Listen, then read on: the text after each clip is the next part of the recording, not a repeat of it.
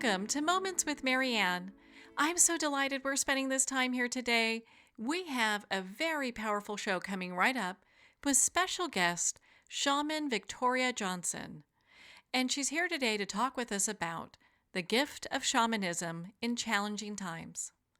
Now, Victoria is a shaman, teacher, and writer, and her passion is in assisting her clients and students in reclaiming their original grace and destiny in order to create courageous new stories.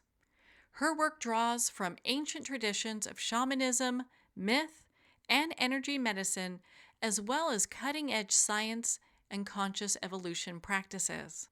So let's welcome to the show Shaman Victoria. Thank you, Marianne. It's great to be here. What a pleasure it is to have you here. And I know you from other people. We've been kind of chatting for some time, and you're highly gifted in what you do. And my goodness, you've got such an amazing background as well. And before we get really into all the great gifts that shamanism has, especially during these challenging times, I would love for you to share with us a little bit about your background. Sure, absolutely. Well, I started out in law enforcement, actually. I worked for the Justice Department for about 10 years. About 4 of those were as an FBI agent, and 6 of them were as a federal prosecutor with the U.S. Attorney's Office. A pretty amazing background. Was that when you look at that and then making the transition into shamanism, a lot of people are like, well, how did that even happen? How did you even get from being this, really, this federal employee, and here you work with the FBI and prosecutors? Like, how did you get from that to finding the path that you're on currently? Well, it's been a very interesting journey. In many ways, I feel like I've lived a few lifetimes in this one. And my desire always in being a lawyer, going to law school, and working in the Justice Department was really about service. It really came from that desire, and it's really the same desire that I work with all the time now is wanting to be of service. So, but I entered the Bureau and actually probably was maybe one of 5 or 6 people, 5 or 6 women in a class of 30 people. And it was a very masculine environment. There were really, really great people there. There was really wonderful work. But it really caused me to sort of overdevelop that masculine aspect of myself. And then I moved over to the U.S. Attorney's Office and a couple of different divisions there, having long hours. You've heard the story before. Everything seems to work until one more thing is added. And for me, that was getting married and the birth of our son, all of the things that had been sort of precariously balanced before in my life, all the long hours I was able to manage, all of those things up to that point were working until they weren't working anymore. And having a child and being in a wonderful, loving relationship really opened up the opportunity for me to be more in my feminine energy and also to begin that journey of my own personal healing. So that started with acupuncture and Chinese medicine. I received sessions, and they really supported me and helped me to find a balance inside of myself that I had not been able to find before. And to also work through some things that I was getting run down from the long hours, all of my commitments and responsibilities, and it helped to bring me to a place of inner balance, inner calm, and it helped me to see how my life was, as someone said many years ago, a colleague of mine who left the private practice of law, moving into the U.S. Attorney's Office, said, I realized this was no longer the prelude to my life. It was my life. Every day it was going to be the same thing, get up, rinse, and repeat. So I began this process of having acupuncture treatments and Chinese medicine, which really helped, and eventually it led to me going to school to become a traditional Chinese medical practitioner, where I received a master's, and that really was that beginning of the path toward shamanism. Several years later, I realized that there was a deeper way, really, to work, and that became, it was finding out about shamanism. So I really began to delve into that practice and learned a lot about it and started training. And it is some of the deepest, most profound work I think I've ever experienced personally and have seen with clients, from the feedback. It's beautiful work.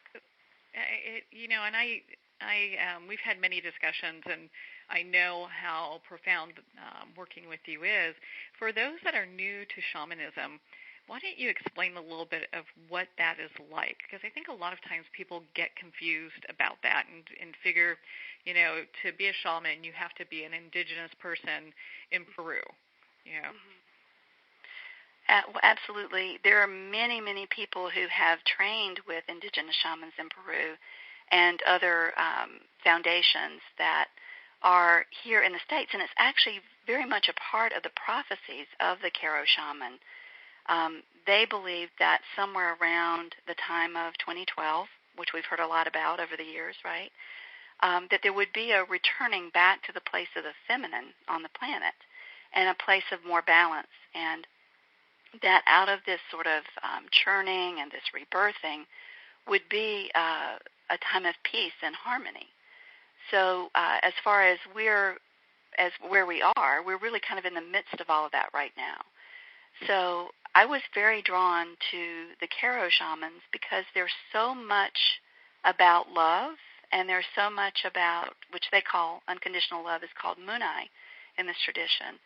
Munai is one of the heart-centered practices of this group. And it's about love and reverence for the earth, Pachamama, and it is about bringing our life into balance and working some of the deepest places. So the training that I took actually was with a group called the Four Wind Society. It's here in the U.S., and it is also, the founder of that felt very called to bring forth the tradition to the North Americas, which was also part of the process of the condor eagle prophecy is what it's called, where the eagle of North America would fly with the condor of South America, meaning our traditions, our medicine traditions would be shared.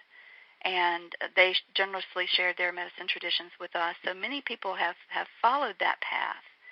And it is beautiful medicine in the sense that it's alive with archetypes. And much of the journey is about helping another person reclaim their own soul's journey.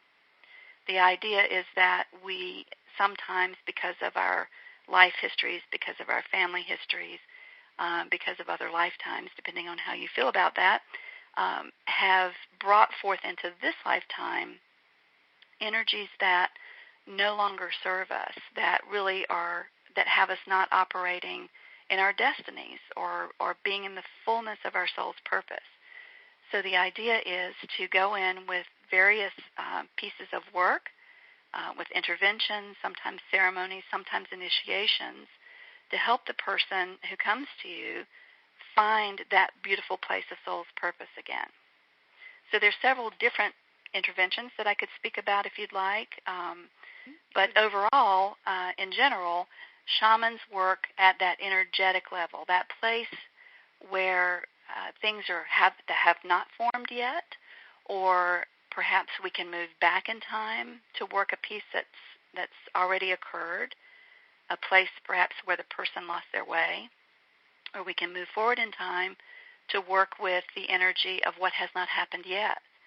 So we work at the level of energy, and then we attempt to give the person a bigger map of who they are so that they can see themselves in the glory and the hugeness of their soul's purpose, where they can really be an effect in the world in a very powerful way. So that is really the purpose of every session, is to work at the energetic, to map at the mythic, a new map, and then to help them find a way to ground this work through homework and assistance and supports so that they can bring it forth at the level of the physical and also at the level of the emotions. So it's not therapy. We don't work at the level of emotions. Therapy is a great addition, to the work. But the shaman is really working at that place of changing the perception, changing the energetic blueprint of the person so that they can shift and move beyond perceptions that they came in with, or that have been the limitations of their families or their maybe the belief systems that have been part of their consensual reality, if that makes sense. Yeah, that makes complete sense. And it's interesting how this can work in our lives pretty much at every level. Mm-hmm. Absolutely. And some of the interventions, when a client comes, so often they're talking about wanting to find clarity in their lives, or perhaps their life has taken a turn at some point here or there where they thought, things are really moving along really, really beautifully until this happened or that happened. And what happens is our energy field actually can shift because of a trauma. It can shift because of a death in the family. What ends up happening is that on the blueprint, which is this beautiful luminous orb surrounding the body, it can cause an imprint when these kinds of things occur. And that imprint lands first on the energetic body and then sort of finds its way into the physical body. So we want to work on the energy body to be able to shift that. And it's a really, illumination is one way to do it, where we work directly on the chakras. And when we've had these kinds of situations happen, our chakras, which normally spin in a particular direction, stop spinning and they stop bringing life in. So we can actually become stalked by lifelessness, where it's difficult to manage the energy, to find the energy for those things that mean the most to us.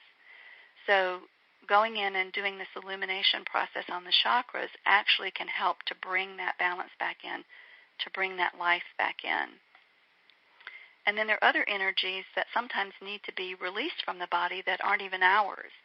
If you think about, as we're sort of in a very intense time right now, where there is dissension and conflict and cynicism present. It's not the only thing those are not only the only things that are present, but they can cause us to also shut down.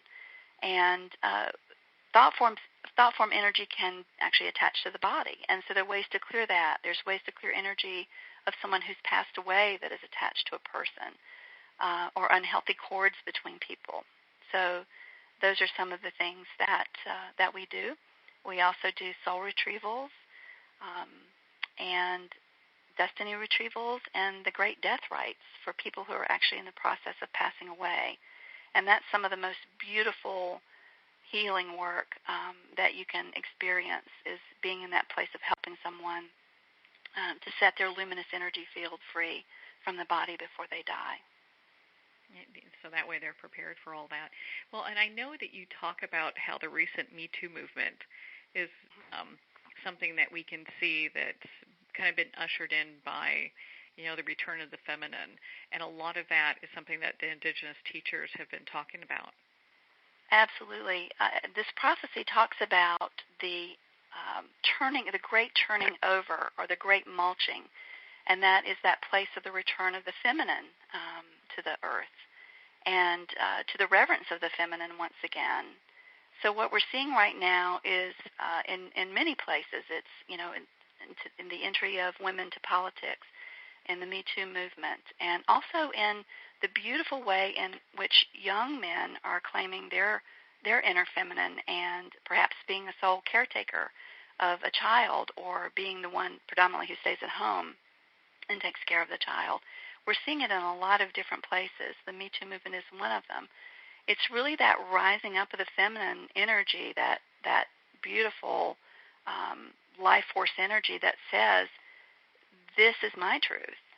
And when movements like that are birthed or born, sometimes it can be chaotic or misunderstood in the beginning, but it's a very powerful assertion of that feminine. And It's all part of that place of us coming back into balance. So I love being able to view what's going on right now as a birthing process. We don't even really know, I don't think, what we are birthing, but it's coming from a place of more equality. It's coming from a deep place of our human heart's call, and I'm very excited to see what's going on and what's possible now. Yeah, I know a lot of people talk about this being, regardless what one's belief systems are, that this is kind of a very chaotic time, that we're going through real big challenges, not only as a nation, but a lot of people even feel that personally, like things are just unbelievably, ridiculously hard. So it's interesting to see how, shamanism can help, kind of, as you were talking, kind of balance that in ourselves.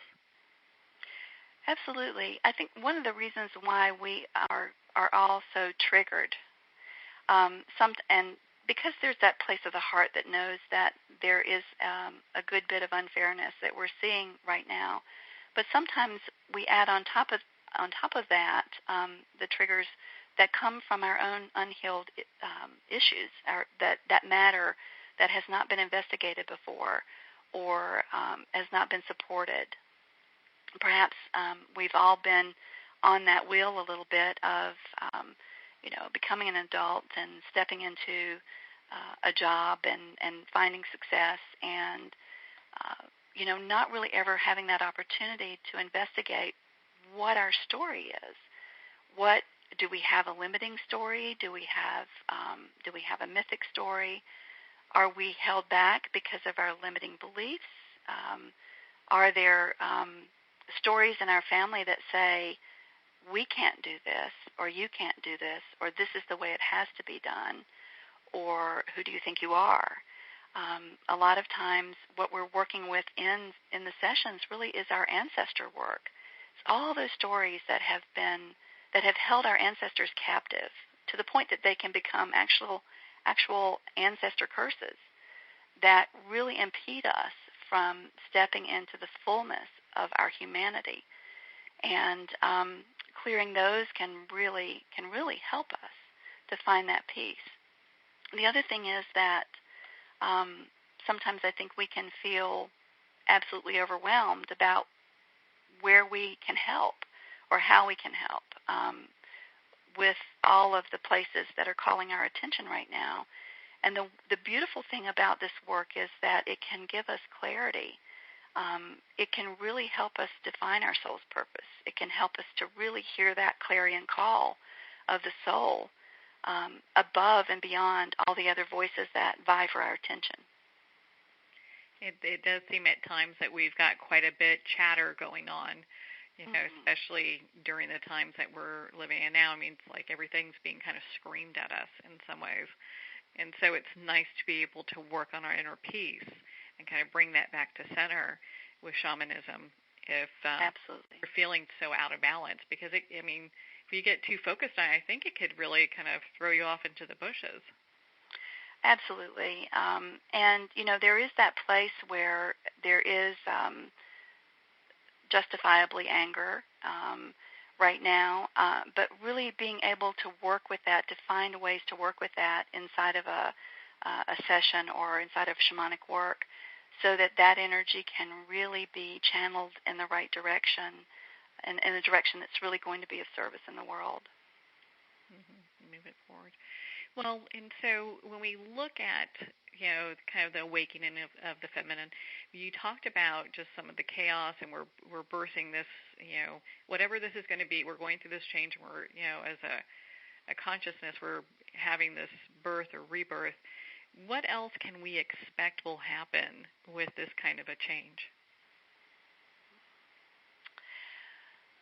Well, there in the prophecies, the discussion is about the fact that we really want to be able to find our stillness in the chaos, to find our hummingbird courage. One of the archetypes that is associated with one of the directions, the north direction of this work, is the hummingbird archetype. And that is that place that pulls us forward no matter what the current outlook is, what the morals are, what's considered the consensual reality.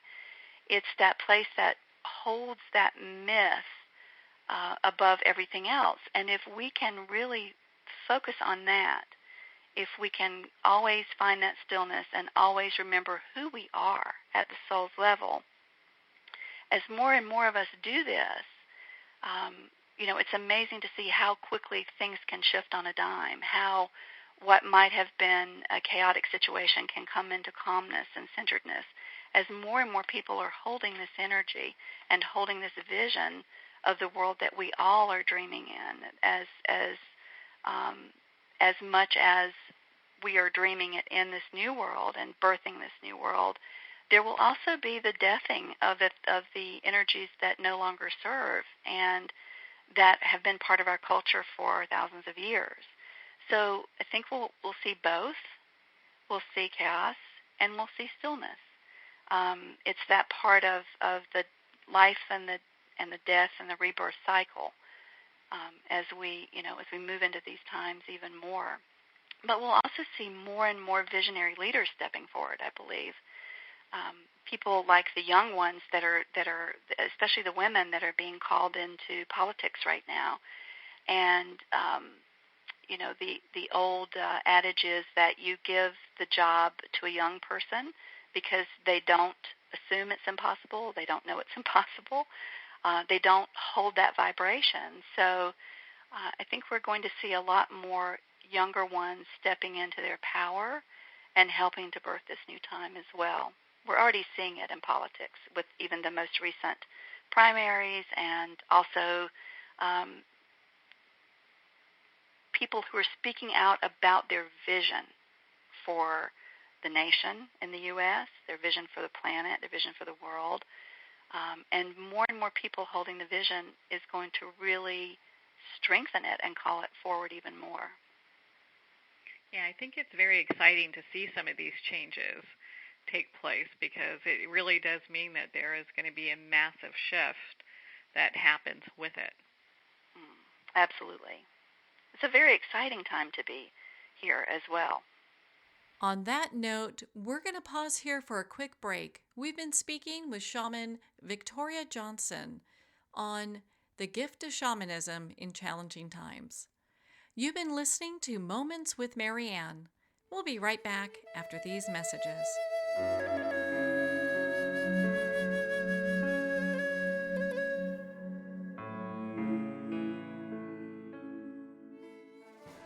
Internationally recognized and award-winning author Judy Goodman works and teaches outside the box of limited thinking. Working with people from every walk of life, her goal is to empower you to be the best you can be, no matter what the challenge is. Born with the gift of seeing beyond our normal vision, she has an extraordinary gift of working with every challenge. Teaching beyond conventional wisdom, her work is described as life-changing. Visit judygoodman.com. That's judygoodman.com.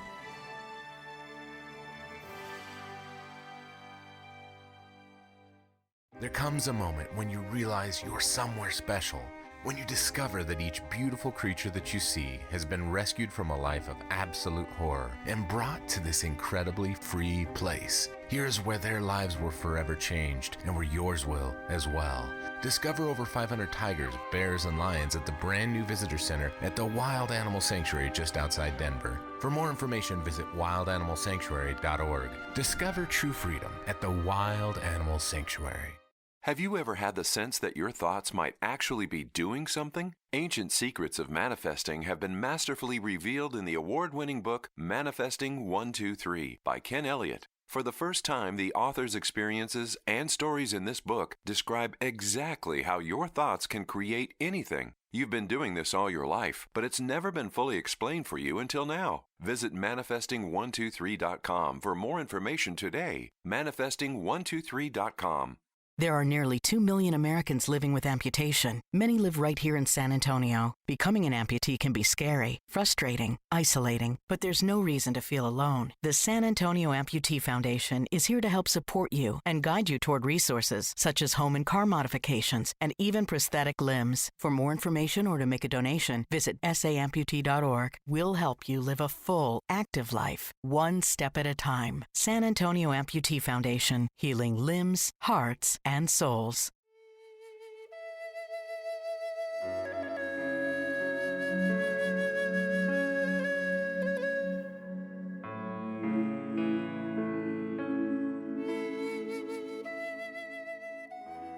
Welcome back to Moments with Marianne.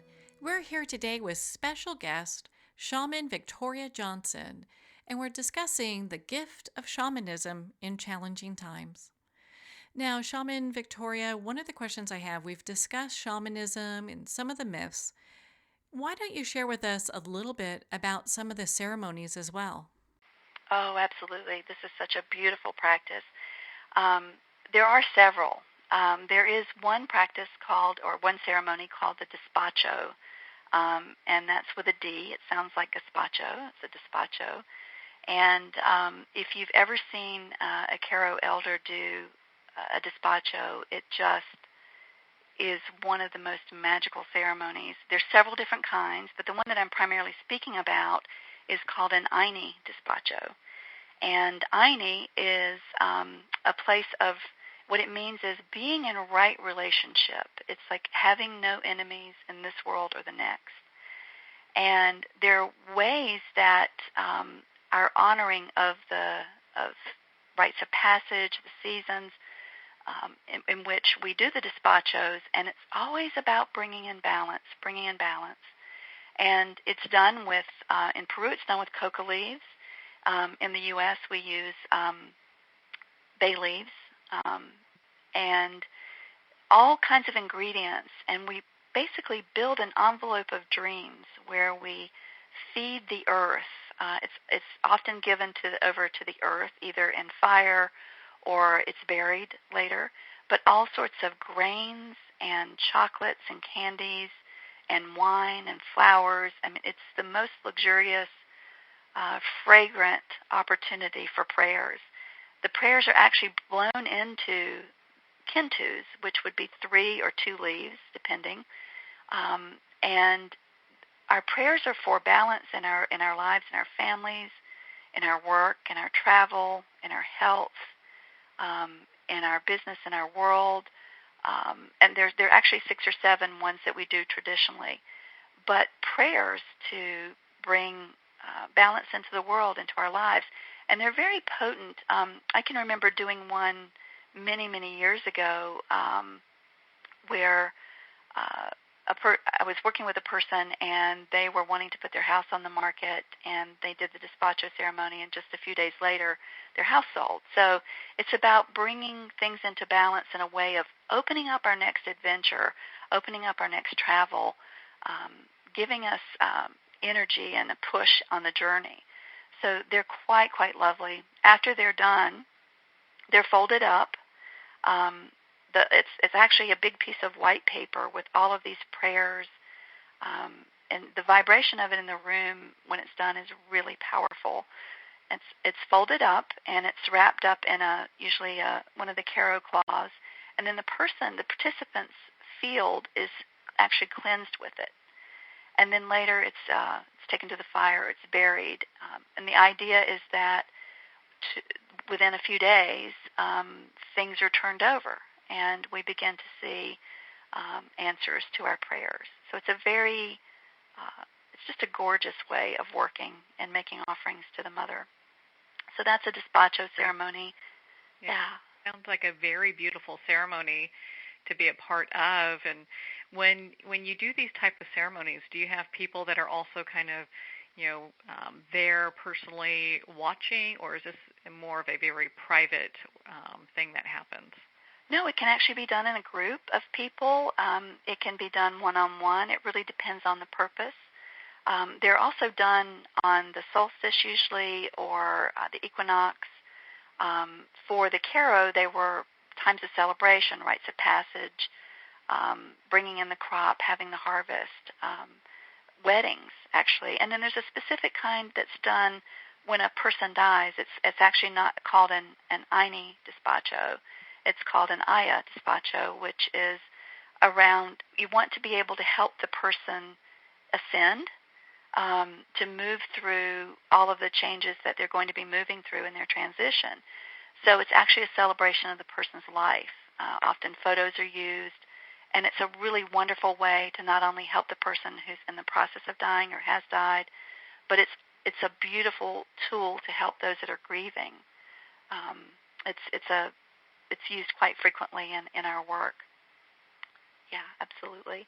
That sounds really. And the other ceremony that I'd really like to talk about is the Great Death Rites, which is something that we don't really. Sometimes in the West, we realize that we don't honor. We don't face death very well. We run from it. It stalks us.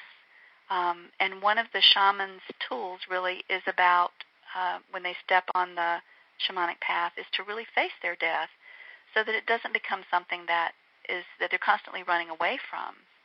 And with the death rites themselves, it's a gorgeous way of being with someone and really being with someone when they're in the process of dying, helping to speak with family members, helping to help them let go of the person, give them permission to die, and to, while the person is in the process of dying, if they're able to do it, to begin this process of recapitulation where they talk about their lives as a journey. And it's such a beautiful way of having closure for everyone.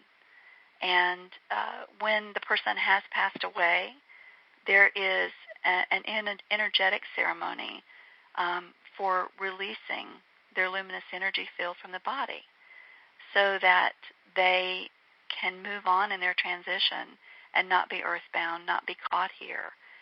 So that's one of the most profound ways to work. I was, many, many years ago, I had a dear friend who was one of my mentors on this path, and she ended up passing away. And I still hold her ceremony and the way that her community rallied around her.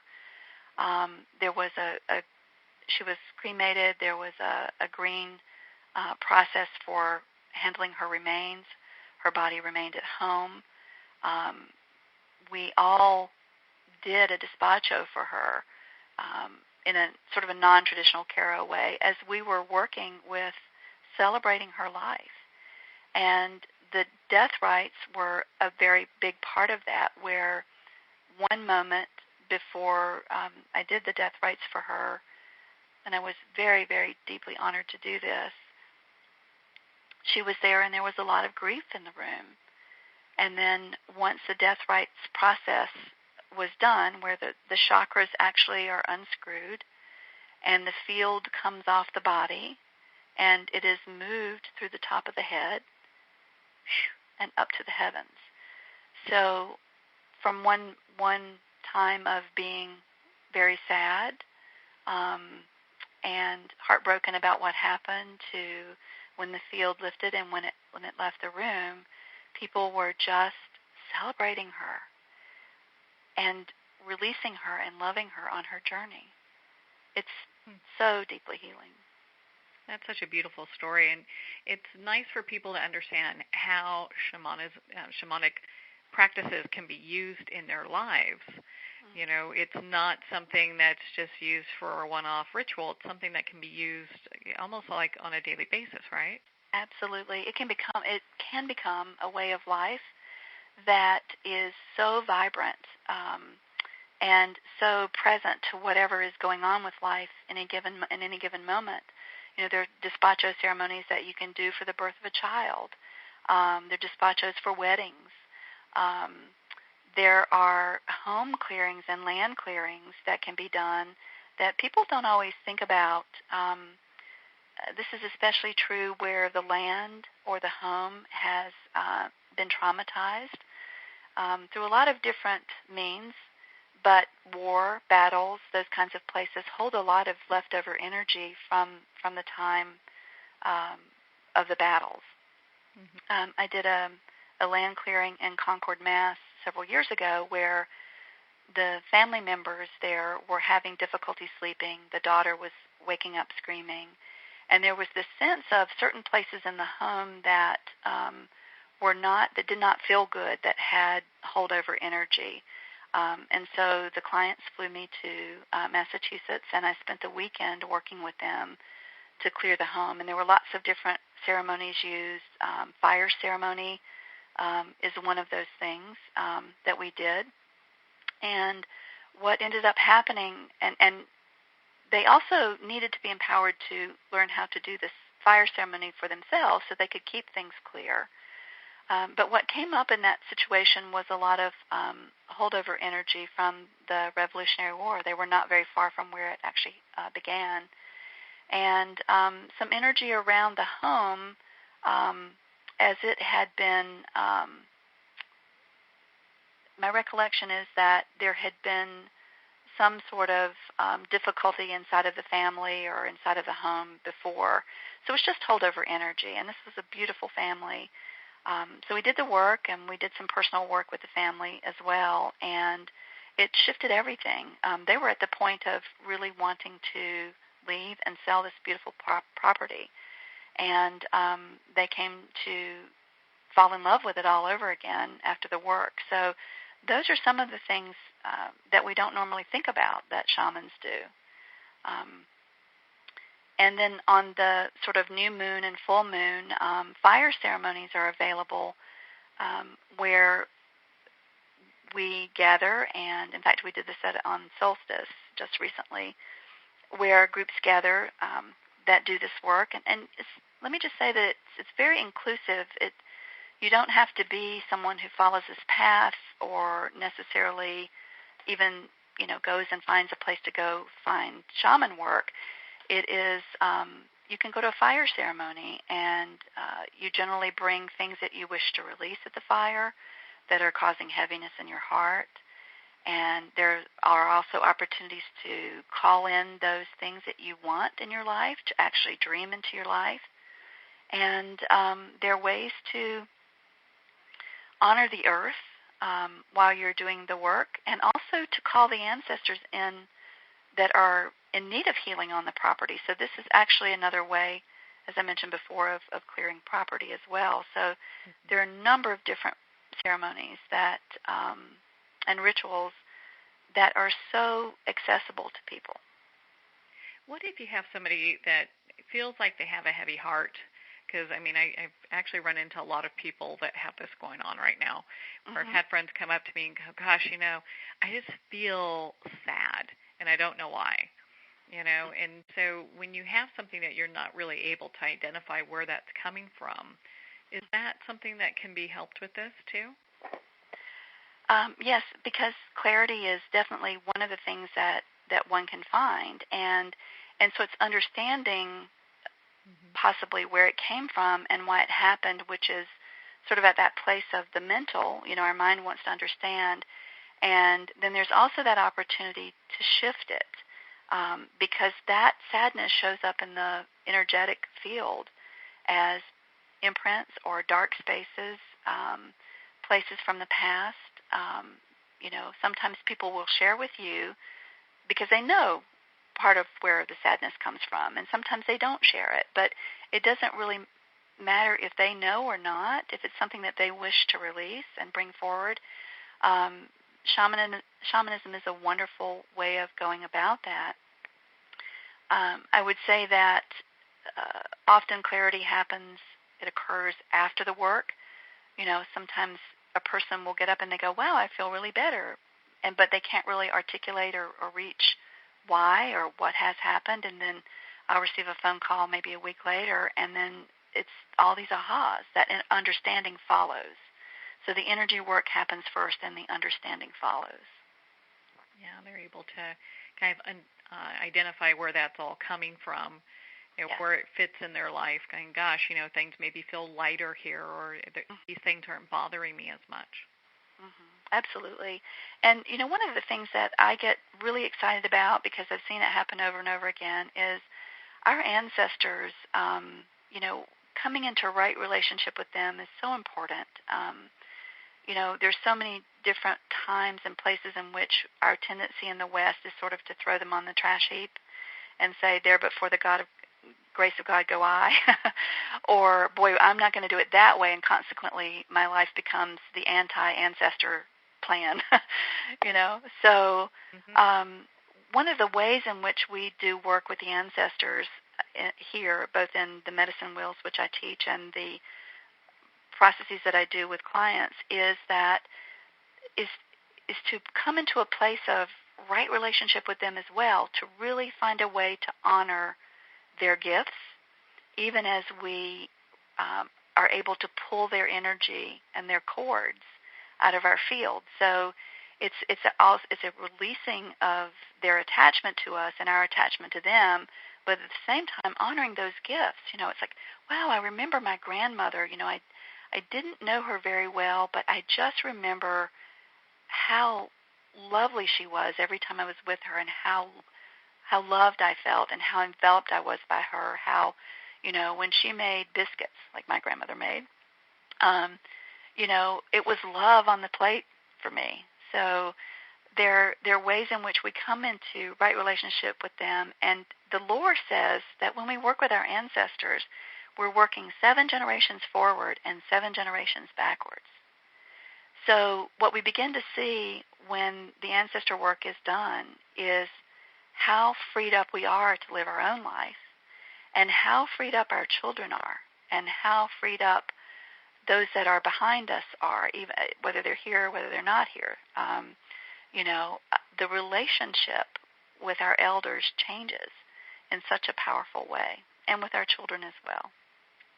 Well, I'm so glad that you brought that up, because a lot of times I've heard people talk about ancestral curses, and you kind of brought that up. You mentioned that a little bit earlier, and I'd love for you to kind of share what that means, because I think a lot of times people, they hear it and they're like, "Ooh, that sounds really bad. Good thing I don't have one," and not really realizing that maybe they have something similar going on. Sure. I mean, in many cases, we only have gifts from the ancestors. I mean, many people are blessed with that. So they're not in every situation, but sometimes it can come up in places that our ancestors have, ways in which our ancestors have lived their lives. Sometimes I've had clients that whose parents were killed in violent ways, or ancestors who were not the nicest people in the world. They had practices that were not very humane. Perhaps they were slave owners back in the lineage. Sometimes it can be something as simple as an illness that passes through the lineage, where if you think about those families that comment, all of the males in the family have X, Y, or Z disease, or all of the males in the family die before the age of whatever. It can be health issues as well that we think about as being hereditary, and there are many, many different ways that this can show up. Sometimes it can be that lifelessness that we talked about before, where, it wasn't as if there was really anything terrible going on. Our ancestors were decent people, but maybe they were beaten up by life. Maybe they had really, really hard scrabble times. Maybe they were part of the Depression era. And that sort of part of their life of sort of being able to dream or to bring life in has been diminished, that they're not able to call forth the energy to create something different. So it's that lifelessness. And sometimes when our ancestors have experienced something really traumatic, there's this constant, be careful, don't dream too big. And I think in my family, the belief system that came through the ancestors, was don't make yourself a target on the horizon line. And that comes from a very real survival instinct inside of all of us, from the limbic brain and from the reptilian brain. But it's not something that we need to worry about necessarily in these current times as we did, say, when our ancestors were in the 1700s or the 1800s. So it's being able to free up through the techniques, through the interventions, and through the remapping of someone's life, can both honor the ancestors and release those quote-unquote curses from the family. Well, and so this leads me to ask, I think a lot of people think that this needs to happen in person. And is that true, or is this something that can be done at a distance? No, it can be done in person. It can be done from a distance. It can be done over Skype. It can be done over the phone. It can be done with after a big, short conversation with the client, with both of us hanging up and doing the work in non-local time. I mean, this is a place where many modalities work that way now. I mean, I know Reiki and Healing Touch are a couple of them that I can think of off the top of my head. Shamans work that way as well, because we're not working in this place of the present. We're working in non-local time. And one of the beautiful things that I love about working, whether in person or over the phone, is that every time we open up sacred space, which is a big part of the practice, we're calling in all of this information and knowledge about the person and about holding the person.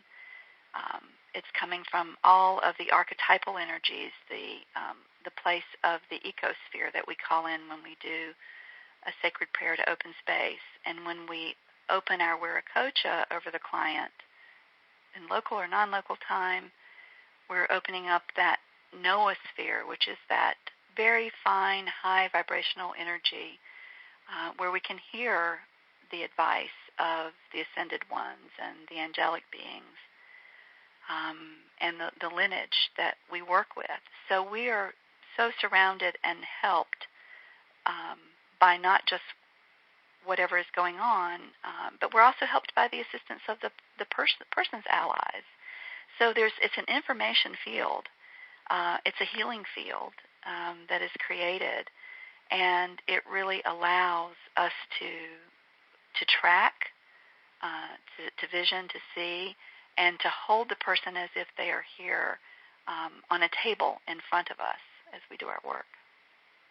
Well, and you talked about a lot of different things that shamanism can help people with. We've covered a lot. And one was energy medicine, soul retrieval, and destiny retrieval. Right. And I am very curious, what is destiny retrieval? What is that? Sure. May I talk about soul retrieval also really quickly? I don't think we covered that, and it's sort of it's generally something that comes before the destiny retrieval in order to make sure that the destiny retrieval really gels for the person. The soul retrieval is where a part of ourself has left us. And sometimes when a person presents with this, what they're going to say is, I remember feeling just audacious and just so positive and so energetic and so excited and happy in my life until some particular event occurred or where there's a trauma. And what ends up happening is that the healed part of the self actually goes to the underworld, which the shamans in this tradition hold as basically it goes back to the belly of the mother to wait for us until we're ready, until we're healed enough to bring that part back. It's sort of a very wise part of this cosmology. And so what we want to be able to do is to do preliminary work so that the person can really be able to receive this part and to take care of it and to nourish it and to reclaim all the other gifts that go along with it. So the soul ritual is that about bringing that part of the self that has gone away So it's very much like a reunion for the person. Mm-hmm. And when it goes away with gifts. There's certain instinctual qualities that part had. There are gifts, and there are also power animals that are associated with it that we want to bring back, and we also want to help that person make a new contract for the life that they're living with the soul part that's now home. So it's a beautiful part of the practice.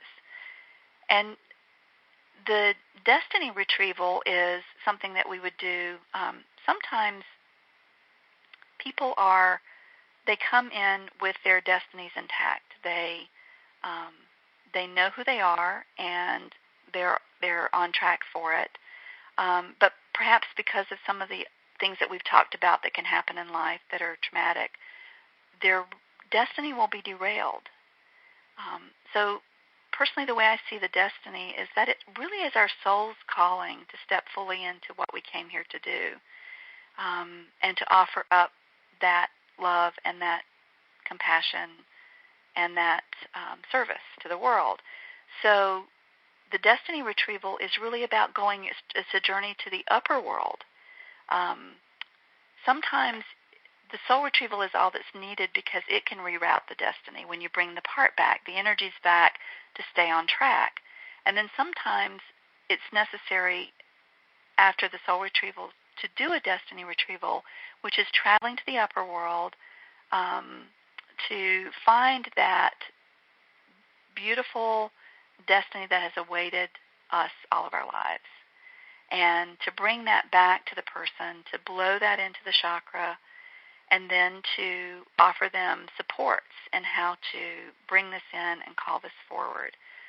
So it can be very powerful as well, especially for someone who has experienced illness, and perhaps that was one destiny line that has been in flow, and then to bring in new destiny lines that can help strengthen the physical body, can help them make decisions about strengthening the physical body. So it's all very much part and parcel of helping them claim their soul's journey again. Yeah. Well, and so if someone's looking to book an appointment with you, how do they go about doing that? I'm sure, because I know you do events and you have all these great things going, I'm sure you're very busy. But if someone's to kind of inquire about that, where can they start? The first place to start really would be to just come to the website. My website is condorjourney.com, and there is a contact page there, and my information is there. I would always invite people to take a look at the website, to see if it feels just at the place of complete intuition and place of the heart, if it feels like a really good fit. And if it does, from what they've read on the site, to please, just feel free to reach out to me, and, to fill out the form on the contact page, and I will get back to them by phone or email. Also, just to call my office line, which is listed on the site as well. Yeah.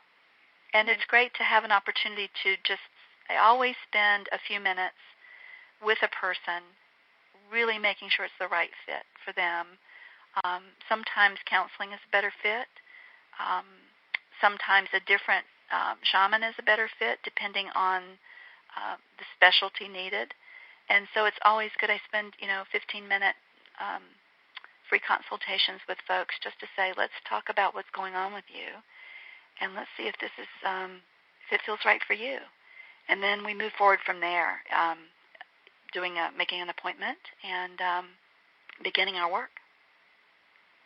So, and if they don't know which thing they need to have an appointment for, you can help them navigate through that, right? Well, absolutely. There's some sort of standard things that apply. Usually when someone is coming for the first time, they may say, I'd like to do a soul retrieval or I'd like to do a destiny retrieval, but there is foundational work that really is in their best interest to have before that, if they've never worked with a shaman before. Sometimes I work with a lot of healers and people who are shamans in this work as well, and they may call and say, I would really like to look at a destiny retrieval, and sometimes that happens right away because they've done the foundational work. So the illumination work is always pretty much a part of every session, and that's where the chakras are cleaned and repaired and illuminated, and then so having that opportunity to explain that it's part of a process, just like we book with a massage therapist or we're booking with an acupuncturist, and we'd like to work on something that has been in our lives for a while. There's always a bit of a foundation that needs to be laid before the deeper work can be done. And move forward. Okay. Well, Victoria, thank you so much for taking the time to be on the show with us here today. Oh, thank you. It's been great. Every time I talk about this work, I fall in love with it all over again. And thank you for your great questions, by the way. Thank you, Shaman Victoria. It's been such a pleasure to spend this time with you and to talk about the gift of shamanism in challenging times. If you'd like to reach out to Shaman Victoria Johnson, you can at her website, condorjourneys.com. We'll have it listed right here below. Feel free to click on it. Well, we're at the end of our time today. I would like to thank everyone for tuning in. You've been listening to Moments with Marianne. And remember, make every moment count.